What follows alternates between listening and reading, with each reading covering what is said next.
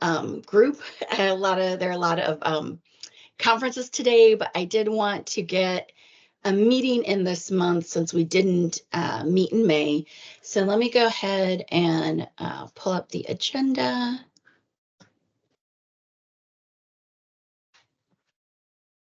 So hopefully you can see my screen. Just a couple, so we have one introduction today. Soyan Moon is my summer fellow, and she is going to be helping with this meeting in terms of helping me keep up with minutes and agendas and getting the wiki set up and that sort of thing. So she'll be on our calls. So I don't know if we want to put our cameras on for just a minute and just say hi. And since there's a small group, we can do some short introductions.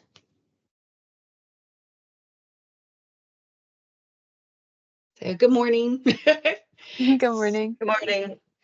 So Soyan, do you want to introduce yourself first? Yeah, of course. Well, Nicole kind of gave the brief. I just finished my second year at Harvard, and I am a summer fellow with the Connect team. And I'm also going to be helping with, as Nicole said, the minutes for this and just sitting in and listening to what is going on. Thanks. James, you want to go, or Jim, you want to go next? I always see your name in the corner, and that's why I keep calling you James instead of Jim. It's quite all right. Everyone does it. Good to see you after a couple of months of missing. Hi, Katie. Hi, Soon. Welcome. Jim Lacey. I'm here out in Los Angeles. I'm a cancer epidemiologist, and I lead a cohort study here at City Hope. And I'm Katie O'Brien. I am a staff scientist at NIEHS, which is the branch of NIH that's in North Carolina, Environmental Health Sciences. But you may actually see me at NCI. I live in Rockville, and I do some work with the Connect cohort. So I'm around for some meetings for that. And yeah, I'm here as a representative for OC3, the Ovarian Cancer Cohort Consortium. And we're trying to move towards some more harmonization efforts and things like that. So just seeing what's going on in the world and getting feedback to them. So Sounds good. Thanks. I appreciate that. And then let me get us back to the agenda. So we did our introductions. And so just some updates. I think I've been putting these in emails too, but just so that we do them officially. So our OKRs have been presented. I presented to the CDM on May 7th. That went well, nice response, no suggestions for changing anything. And several people on that call shared their experiences, and I'm trying to get those individuals scheduled to come talk to this group to share with the group what their experiences have been working with the surveys and kind of what things they've developed to work with that. I also presented on the community call on June 7th. So aside from getting the word out a little bit more, we also officially have our work group page. So if you go to this link and then click on our organization, it actually scrolls past us a little bit. You have to scroll a little bit up to see our page, but it's a recording of the presentation of our OKRs, and then you can also see the slides. So as we try to invite people outside Odyssey maybe to talk, it gives us a little like, yes, we really do exist and we are officially doing this. We've got a wiki now. We've got material to put on the wiki in terms of our calls and minutes and things, but I have not had a chance to set it up. So that's one of the things Soyan is going to be helping me with this summer, is getting that updated. So then that'll be another resource for people who are interested in what we're doing. And of course, it will allow us to keep everything transparent and documented as part of our work group process. So as you can tell by the fact we're running this meeting, I kind of wanted to relax quorum for the summer and for when we have speakers, just because I know we're going to have a lot of people gone, but I don't want to not meet all summer and not try to get things done. And so for things where, not enough people are on the call or missing, I think we can try to move things forward via email. And if we have to vote on something, vote that way. But everybody will have access to the calls and the minutes. And so I would like to just plow through and have the meetings, unless we literally have like one person on the call. And also for speakers, if somebody's invited, I don't want to like reschedule them because we have low attendance. So hopefully that won't be a problem all summer, but could be. So two of the people I reached out to to present to our group, Hayden Spence and Oleg Zuck, have reached back about getting scheduled. So Hayden is already committed to the date July 8th, which I think might be our next meeting. And then Oleg is kind of organizing things with his group and will give us a date. And then, so they're two of the people from the CDM work group meeting that wanted to share their experiences. And then I know a while back as our group, there were other invites we were going to extend, and I hadn't heard anything for a while. So Jim, between you and Katie, are there anyone you were supposed to invite or invitations extended? And have you heard anything from anybody? I'd have to go back to old minutes to see, No. okay, who's supposed to invite who. So, okay, I was just curious, and hopefully we got a larger group. We'll check in. Like I think Randy was inviting somebody and Monsi as well. So we'll see if there's any updates on those. And then, so that brings me to the fourth item, which hopefully we can have a little bit of discussion on today, is actually trying to put together sort of the questions we want to ask in the landscape survey. Because we've got some lag time in getting people coming to speak, but we do want to get this information and compile it. So I think that this could be a good thing for us to work on over the next few meetings and just start talking about like what types of questions we want to ask and what will be most, I guess, trying to figure out how to focus the survey so we got the information that will be most helpful for setting our priorities and figuring out what resources are already out there.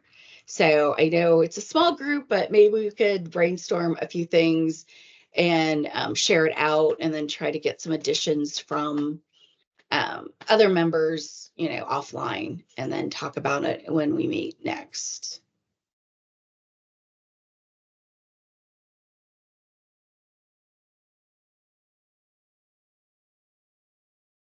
Nicole, I missed the last two calls, I believe. Can you refresh my memory? What's the goal of the landscape survey there? So basically, we know other people have been doing survey work, like, surveys been mapped despite the fact that there isn't sort of best practices or a standard. And so it's just trying to find out from the community without having to scrape the forums to see what's already out there. So like, for example, I know Oleg's group has actually worked with like a new field that needs to be added to the table because there's currently not a field that allows you to put in the source of your item, like your own source, before you map it to what you can find in the standard. So like they've done something. And I think there's some people who've done some coding packages and things like that to help them with theirs. So it's just trying to figure out, so we're not reinventing the wheel and we're not dismissing, oh, hey, Hayden. So we're not dismissing other work that's been done to kind of put the survey out and try to get that feedback. Like, so who are you? What institution are you with? What type of survey data? What have you done to date? Maybe resources, that kind of thing. Oh, great. We've got two more on. So this will be helpful. We'll pause real quick so everybody can say hey. So we did brief introductions, but earlier I introduced Soyun. She's a fellow with the Connect project for the summer, and she's going to be helping with minutes and organization for our group. And then Jim and Katie introduce themselves. And then Hayden, I know you're new to this group, but we were just talking about your willingness to present to us. But would you mind giving an introduction? And then Queenie, if you could introduce yourself as well.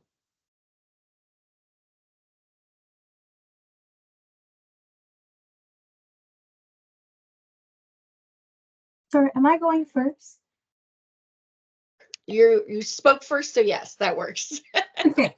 So hello, everybody. My name is Queenie Ho, and I am an IT project manager over at the All of Us DRC, and I support data curation. So Brandy is normally here. She lost the invite, so I'm forwarding that to her right now, and she's going to be hopping on as well.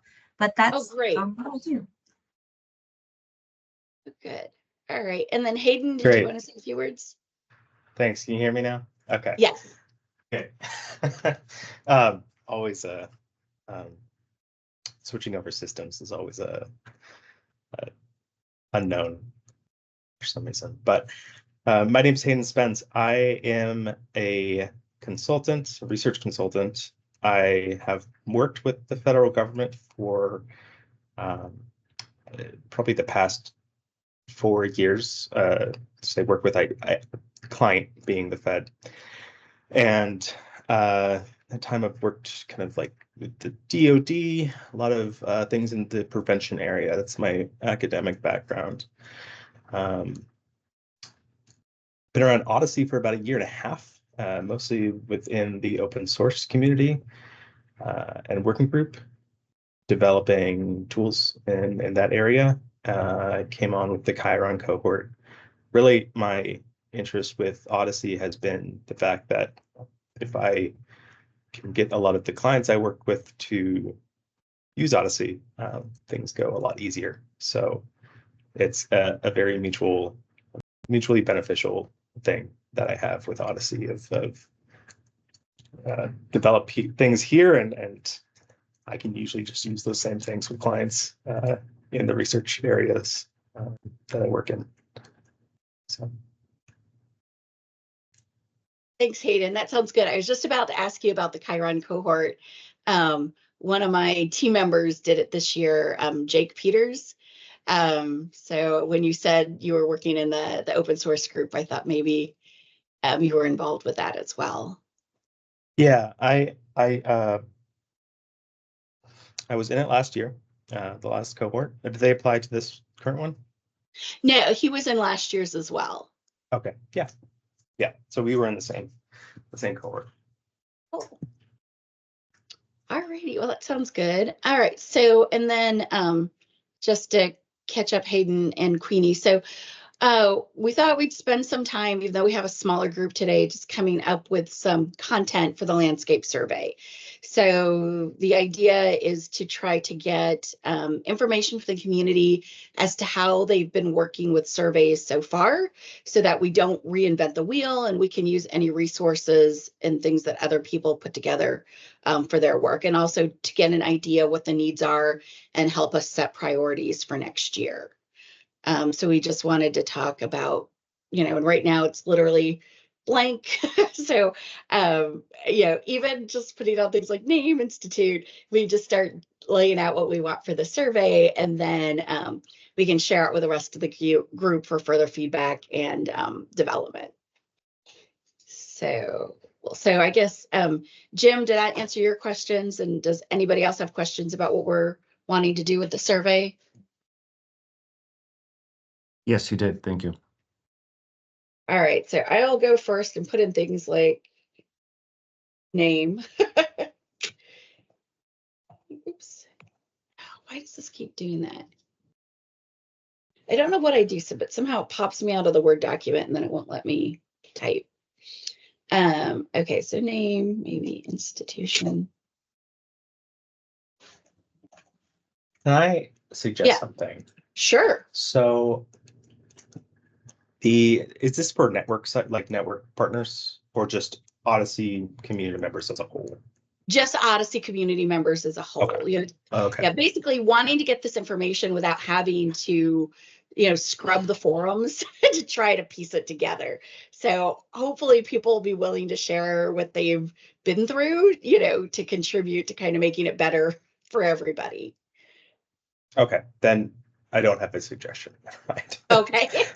There's an ongoing, much larger CDM wide survey of the network partners. Mm-hmm. So I was thinking, let's latch onto that instead of. Yeah. But this is different. So. Okay.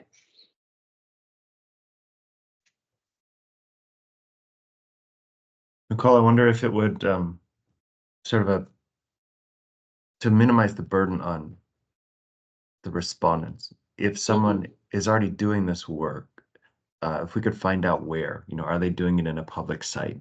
Is it in GitHub? Where is their stuff? Yeah. That would help focus on kind of efficiency and reusability as well. Yeah. So like links to documentation. Yeah.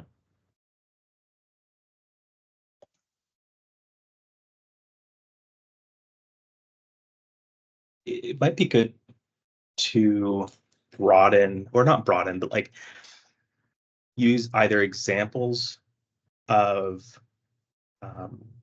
surveys, or try and, I'm just thinking, when I think of the way surveys are stored, a lot of the times I'm thinking of instruments, and people might not make that connection. So they're really stored a lot of times the same way. Like if I'm looking at PHQ-9 or other mental health screening stuff, it's going to be stored maybe not in the same database, but the way it's stored is, almost the same.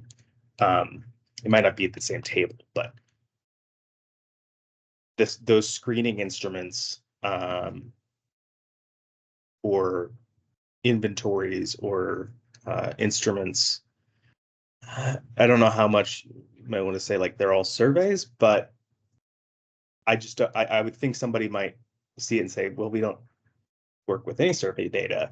Yeah. When they definitely do. So I'm thinking at a national level, there's the, what is that? Used to work with a big behavioral, youth behavioral survey that's countrywide. But I'm thinking of examples of kind of these. PHQ-9 would be a good example, a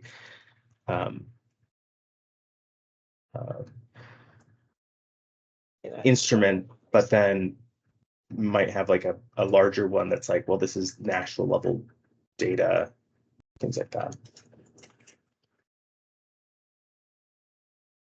I'm just kind of trying to write down some of the sort of synonyms you mentioned. So instrument, questionnaire, inventory. Yeah. Assessment. Okay. There's an alcohol screening one, I think, too. Screening tools and other ones, yeah. I like that. And I think a follow-on from that could be useful to know, did the person who's responding, did they create their survey from scratch, or are they using an existing tool? Okay.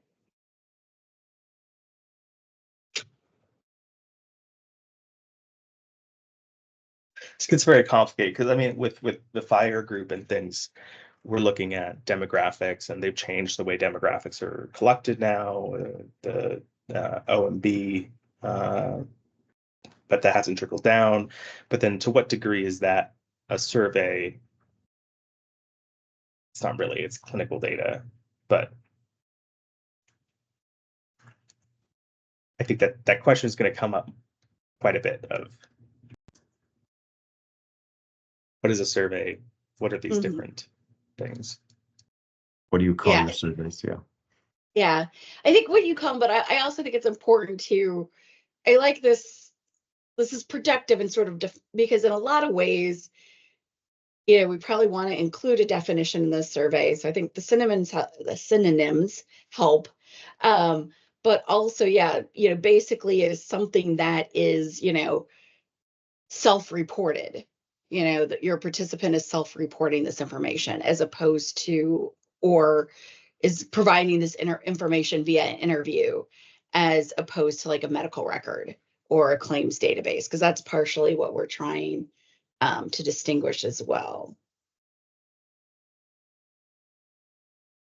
Yeah, yeah.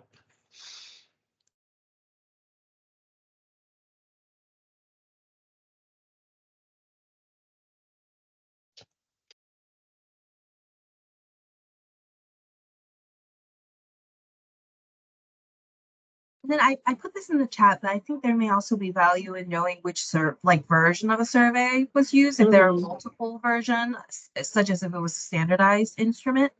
And then are we thinking of doing this like for that particular institution and their implementation of it? In which case, do we want some information on like, was this survey administered multiple times or things like that? Like, was it reassessed?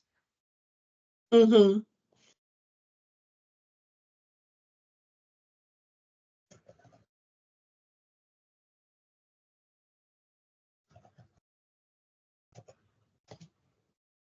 Okay. Okay, yeah. Okay, so links to documentation, details about the survey. I guess before, so anything else we want to know, did they create it using pre-existing or using a pre-existing? I guess those need to do separate items, but I'll clean this up later. Which version has it been assessed or reassessed multiple times? Do we want any information about like the number of participants or how much data they have for the survey? Like there's a difference between, I think, trying to harmonize responses for, I don't know, 50 people versus 5,000 versus 500,000. Is that a good question? Maybe like an estimate, not like a concrete, Right. this is how many, because that, people get, that increases at least the perception of survey burden. They have to go get actual counts or something like that, or they can't, sometimes they can't just, or also like maybe the cadence, ask about the cadence and kind of the same question of like PHQ-9 or PHQ-2, for example, to depression screening, depending on, I think typically in most healthcare systems, it should be done every year per patient. Maybe it's more now, but they should have it on record at least once a year per patient. So there's kind of a clear cadence there of like, it should be, but then others, it's only if it's indicated or something like that.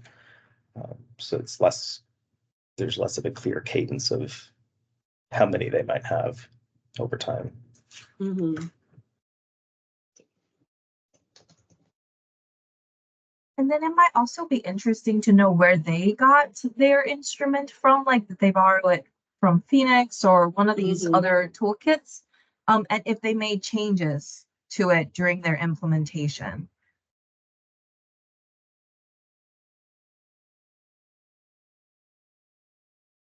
With implementation, I'd also wonder what their capture device is. Are they doing like pen and paper? Are they doing that then typed into an EMR? Like, not necessarily like, what is your clinical flow? Please diagram it in your response, but more of like, are you using SurveyMonkey or are you using RedCap? RedCap would be a great thing. Like, we might even want to have some sort of like drop down of like, what's your capture method? Particularly with RedCap, I've worked with a lot of sites where we are using that as a capture method for either a clinical trial or something else. And there's a lot of modules and things that plug into that. I know with the clinical trial stuff, right in that working group right now, there is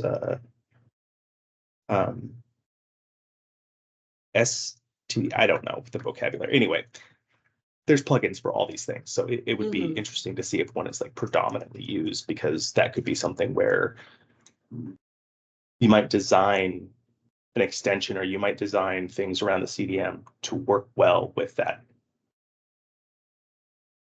Yeah, I could see that. Yeah, it'll be interesting to see what's predominant. Yeah. Hayden, I'm curious, is the plugins feature that you just described, is that, in your view, what makes RedCap so good? No. No, I think RedCap is good because it's free. And it's actually pretty for free software, even though their license is weird. And frustrating sometimes to me for something that if you work for a research or government or nonprofit, in terms of like, I don't think there's any better capture device that is, zero expense, basically. The modules, they are typically not, they vary, they're like extensions, so they can be really good, or they can be kind of like, wow, this is super specialized, why are you even publishing it? Like, so it depends. But I think the CDIS one, which is the one for clinical trials, that is a more robust one because RedCap is used for clinical trials. But there's also ones that are not as useful at all. But I don't think it's the major strength of RedCap. Major strength is it being free. I have something to add in this space. So with like specifically, I know when we first started this group, there was interest in the Phoenix toolkit. So with the Phoenix toolkit, you can like export the instruments and directly import them into RedCap and use them that way. So that's also something nice to note for RedCap for this group. That's cool. Yeah, I did not realize that. I have long thought about some of it out of personal interest, but it's really hard to get like a RedCap instance with the source code to develop on. And I kind of want one for like the Odyssey open source working group. That is one thing that like is a challenge with their licenses. You can't just go and grab the source code. So if there's ever a reason to have it, I can prompt them, let me know, and we can look at things through Odyssey. Yeah, that would be cool. What did you say it was, the Phoenix Toolkit? Yeah. toolkit? Okay, I haven't used that. That's like GWAS stuff.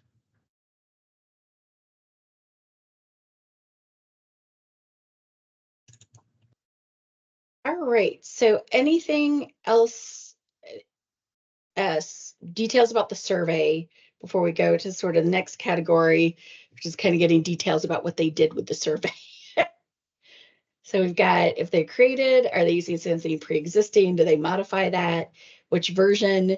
Is it reassessed, or is there a cadence to releasing the survey?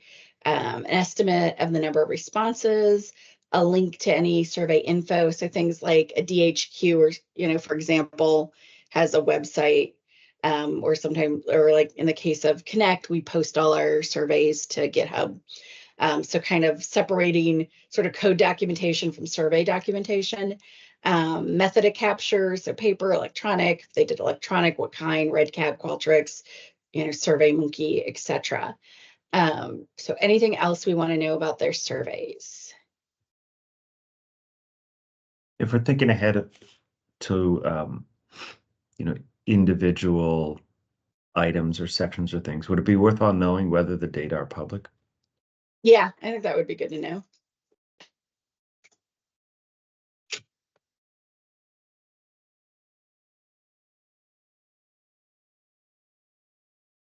All right, I have a very pesky fly.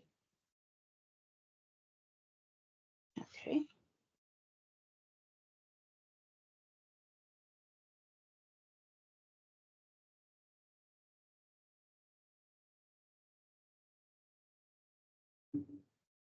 Where's my fly chasing cat when I need her? All right, so why don't we go ahead and move on then to, okay, so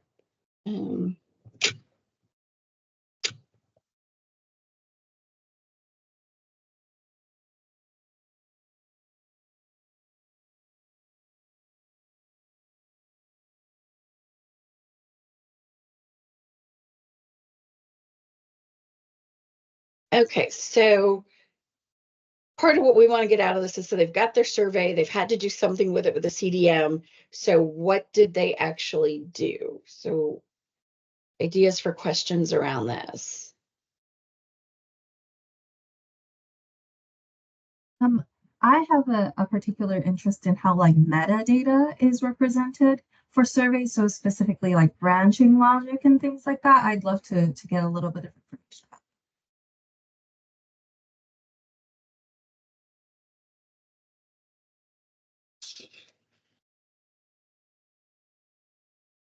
Yeah, I think that's good to know. Thinking about some of the like broader data structure things, especially like aligning it to, or not aligning it, but matching it up with where OMOP is. One of those things like if it's normalized or not. And I don't know to what extent we have people who are filling out this that will be able to kind of work with some of these things, but if it's normalized or not is I think a big be a good question. I'm trying to think of other kind of like fundamental things about the CDM. So are you thinking about like normalized prior to trying to map? Yeah, like do they store it in a way that it's duplicated, or if it's like what structure is that kind of what we're trying to get at? Like what's the How, structure of the data? yeah, like what is it, how are you storing this, how are you, Okay. because normalization versus denormalization is going to be, is a pretty like, you know, first thing if you're designing a database or you are making a like that's kind of the first like how are we going to design this question. Trying to think of some others. So are you thinking in terms of like structure? Are you thinking in terms of format, like JSON versus CSV versus a SAS table or something? Or are you also thinking about more like database wise, but I guess you're right. Okay. They might not even be at the point of putting it in a, it might be all, you know, JSON or something like that. Mhm. I'm thinking from very database point of view, but or I guess like tabular form. Okay.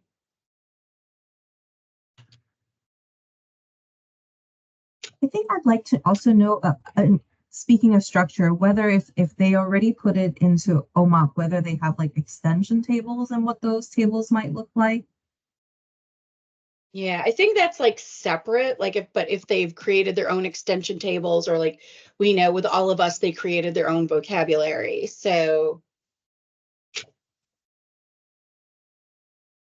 Mostly it'd be interesting to try to understand what use cases they were solving for.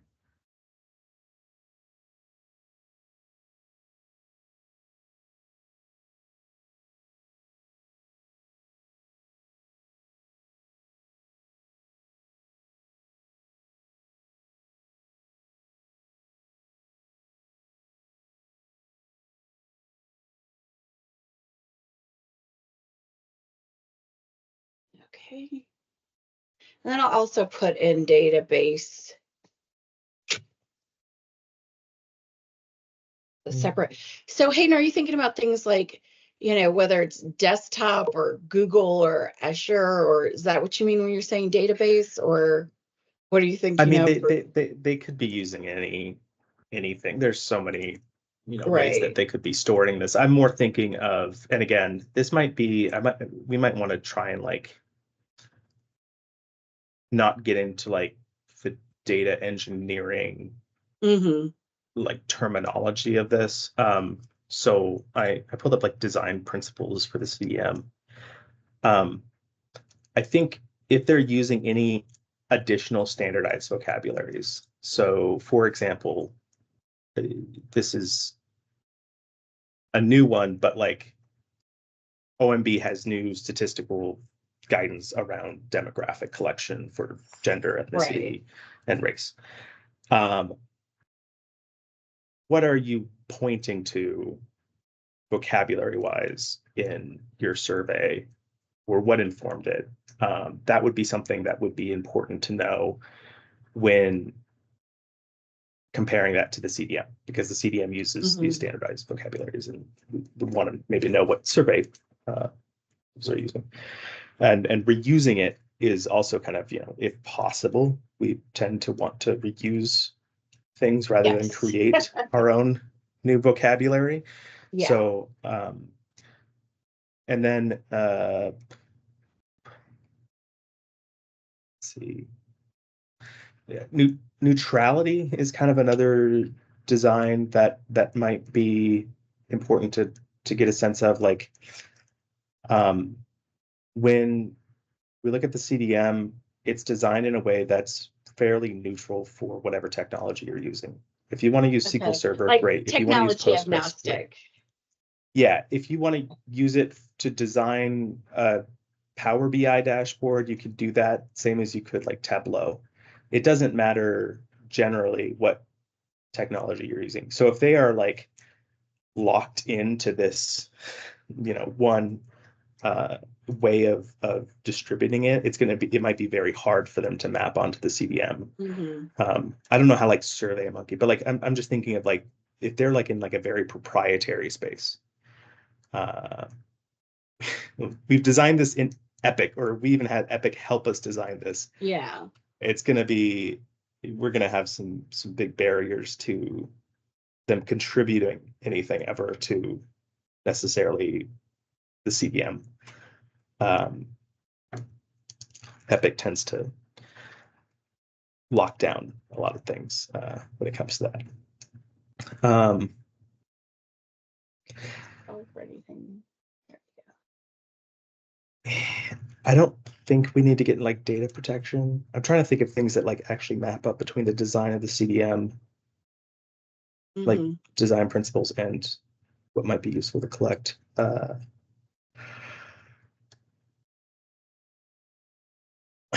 guess the only other thing here might be like person-centric, but that would be, that's just, I don't know. I've never encountered a healthcare database that isn't person-centric in their relational, like their model. Right. I mean, it's going to have person IDs and things. So I think those are the two big ones: the technology, like neutrality, and looking into those standardized vocabularies. Okay. Thanks, Hayden. Anyone have anything else to add? I saw Queenie, you just posted a comment. Do you want to read that? Yeah, and I'm sorry, I'm peeing us back out of this space a little bit, but under name and institution, it might be interesting to know what role someone who's filling out is in. That sounds good. Cool. Yeah, nothing wrong with hopping around. I'm all for doing that. That's helpful.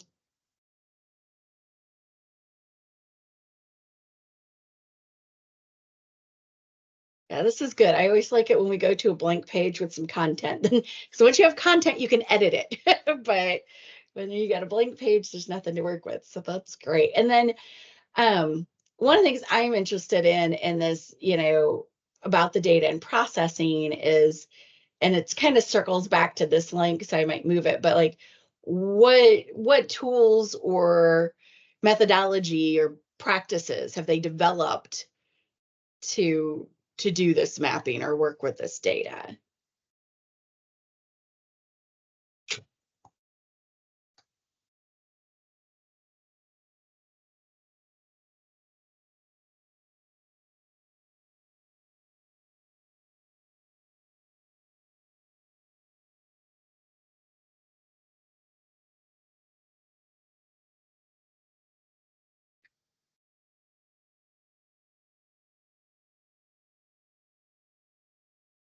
For me,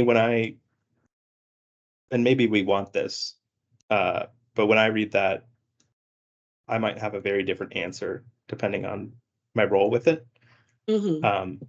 So I work in, for the most part, a space where I would start listing things like R and Python and like all that stuff.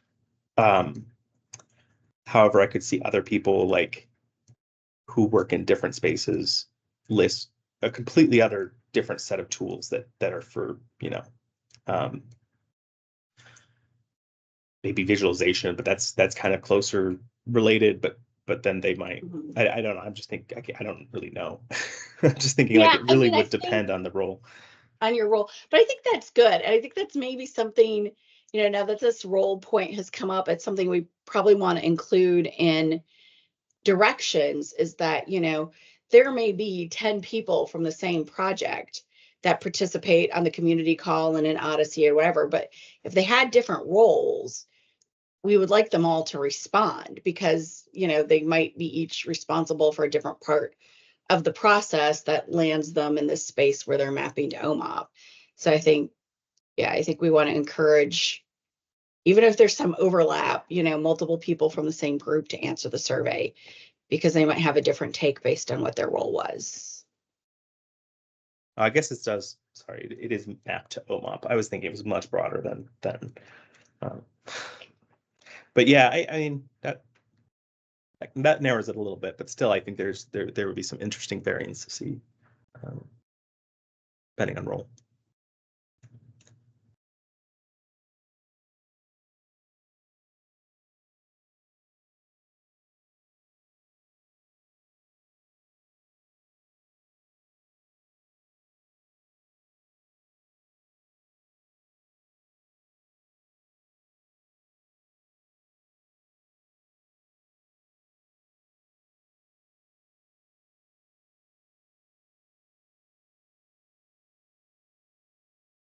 Sorry, one more thing about details about survey. Some of the standards assessments are available in different languages. Is language something we would want to know about? Yeah, I think that would be helpful, especially because Odyssey is very international. So what may be a challenge in one language may not be a challenge in another language, and vice versa. So I think that makes sense.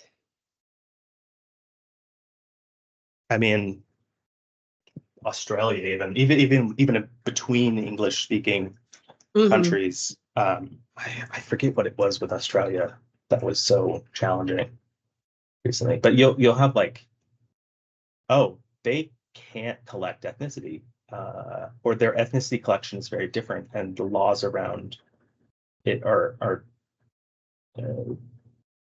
there's been a multi-year, I feel like at this point, discussion on the forums about Australia and the way that we do race and ethnicity in OMOP.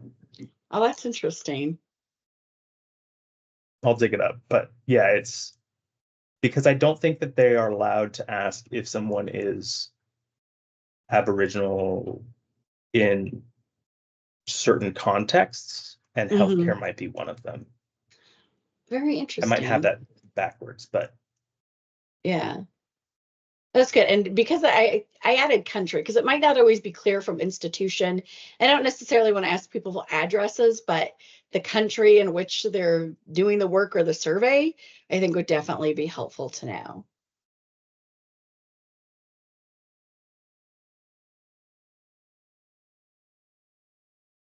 And of course, it's not like we're releasing this tomorrow, so we've got some time to mill about on it, share it out, get some additional ideas. So if you think of something after this meeting, feel free to message to the chat or something, and we can, we'll discuss this for a couple of meetings. And probably do some back and forthing offline as well.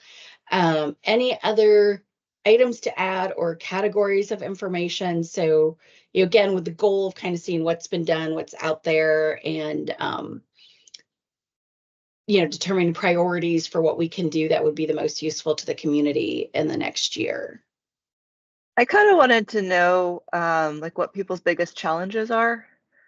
I don't know if there's a systematic way to ask that, but kind of what still needs work, what needs improving, what can we do better? Yeah. So we could do, it was what to put like triumphs and challenges. Like, what things did you like overcome that you're really happy with? And like, if you had to do over again, or what were the challenges, or what would you like help on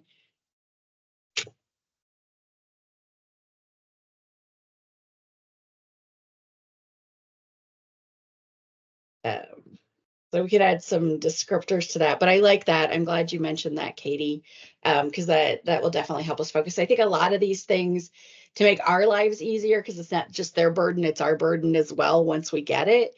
I think a lot of these we can do with drop downs and then of course include in other, but try to get the data a little bit easier drop downs. But I definitely see this as sort of an open-ended thing, but I think it will be, yeah, really helpful to know like what the challenges were. I also love hearing people's if we had it to do over, because some things, you only know what you know at the beginning and you don't realize what you didn't know until you keep moving through the project. And, I think even when Brandy presented, there were some things she said that all of us would have done differently, knowing what they know now. So I think that's helpful to ask too. Under links to documentation, I wonder if it would help the people who have to take this survey, if we ask them for their data dictionary for their like upstream survey, because I almost wonder if we would be able to answer some of those questions ourselves if we were able to look at like the source structure of the survey. Yeah, I could see that. I also think having the data dictionaries gives us additional raw material to work on, for transversing the surveys and seeing, yeah, what seems like it would map easy. And one of the other things we talked about as a goal for this year is looking at what the most common data elements that people are trying to map, and that being a possible good starting place. So I think having the dictionary would be helpful for that.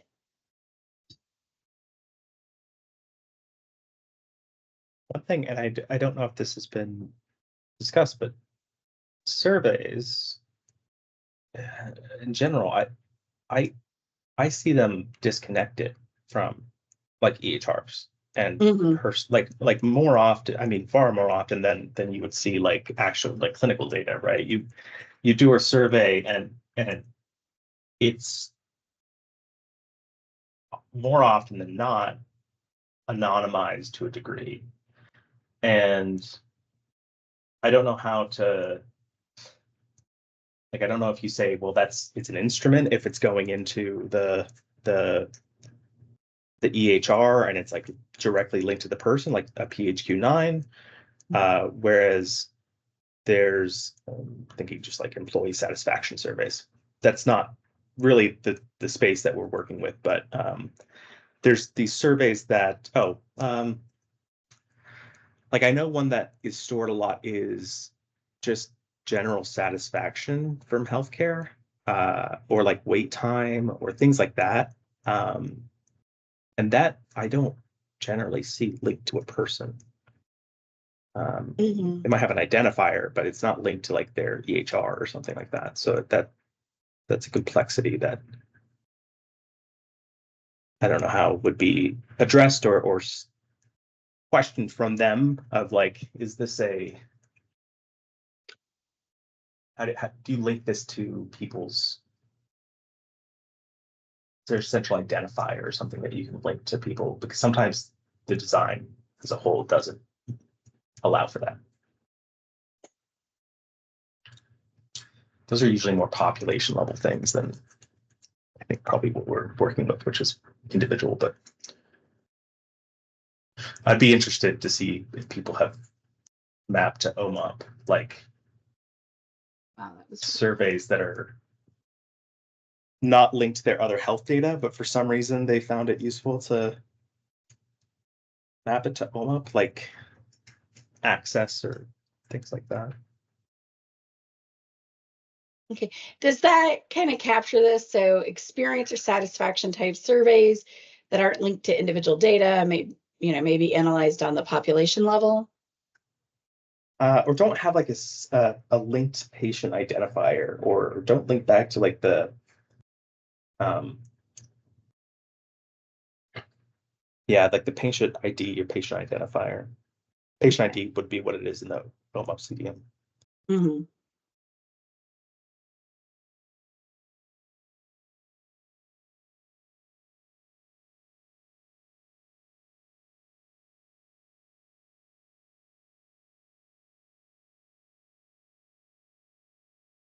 Anything else?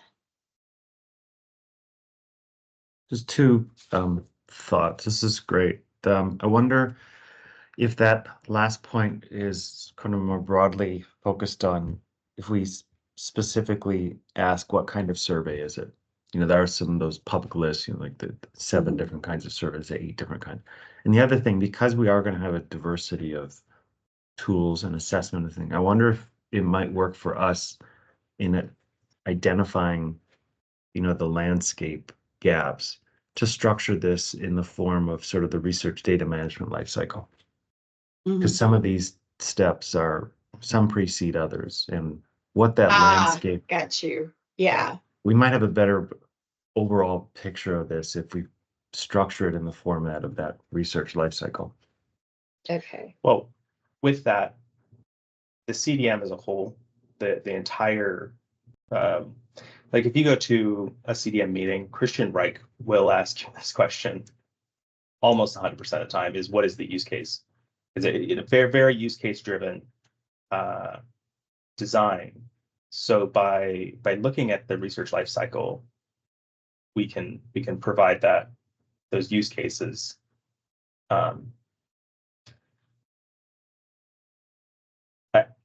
I'm thinking from like an analysis point with this population level type thing is within quality research. That's often done, right? Like you would have maybe someone who is matching patient level outcomes,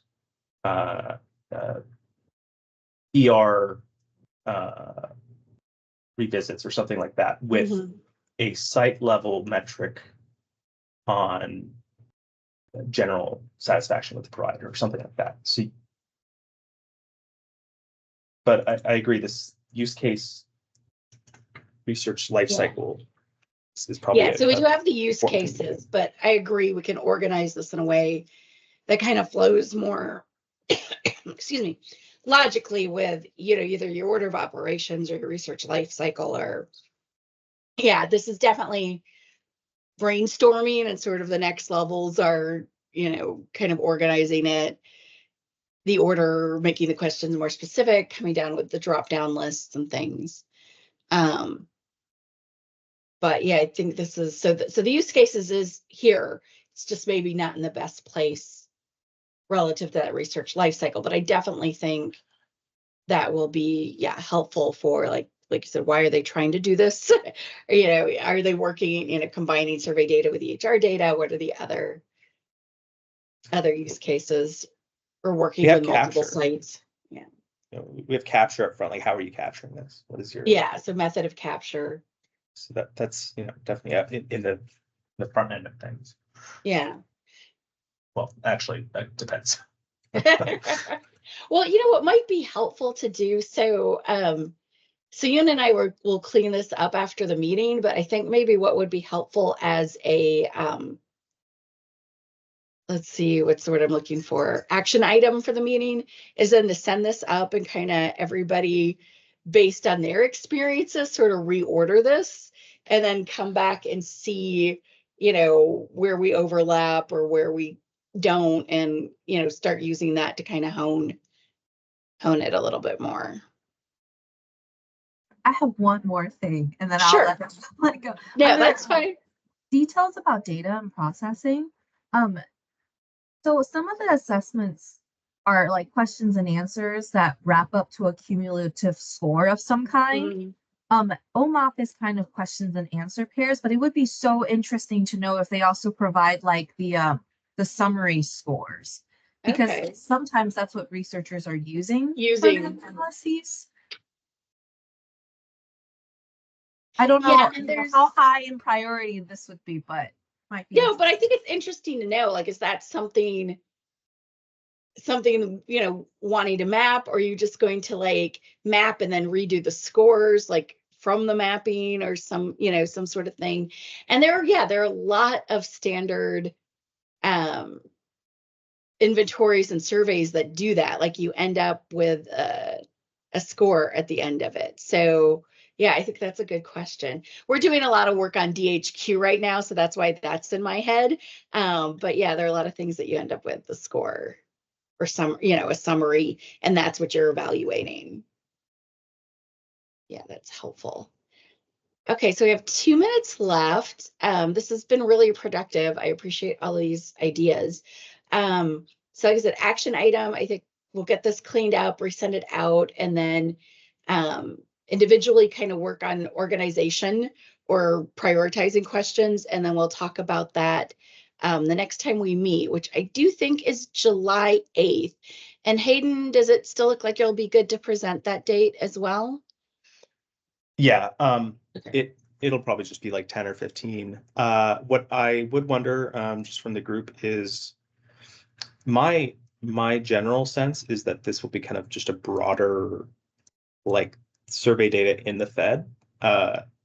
Is there any particular things of interest for folks? I mean, I've for around 4 federal departments. I don't know if I'll have a co-presenter or not. I think I can do a broader general thing and not get into specifics for departments and be fine. But if I get into specifics with like the VA, for example, I might have somebody from the VA that I wrap in. But yeah, if there's any particular interest, let me know. But I think it'll be more of a broader, in the Fed at least, this is how some things are done.